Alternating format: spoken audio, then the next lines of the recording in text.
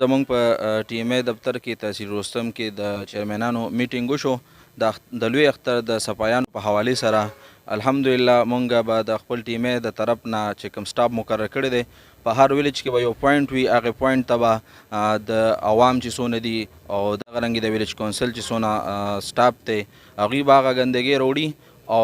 کم ځای کې چې د ټریکټر او ټرالۍ د تلو بندوبست وي داسې ځای ته پکار ده چې هغه دې ته راغونډ کړي شي نو بالکل دې باندې زمونږ به نمبر هم وي او هغې باندې به رابطه کولی شي کم ځای کې نه کمپلینټ راځي او هغه صفایانې به مونږ انشاءالله د اختر درېیمې څلورمې ورځې پورې بھرپور ساتو او دې نه علاوه عوامو ته زمونږ دا پیغام دی چې دغه ګندګۍ په ولو کې او دغه رنګ په نیرونو کې لښتو کې نالو کې دې نه غورځي او داسې یو خاص ځای ته دې وړي انشاءالله زمونږ سټاف به ورپسې ځي او هغه ګندګۍ به ستاسو نه لرې کړي او د خپل تحصیل رستم د دې صفایۍ خیال به پوره ساتو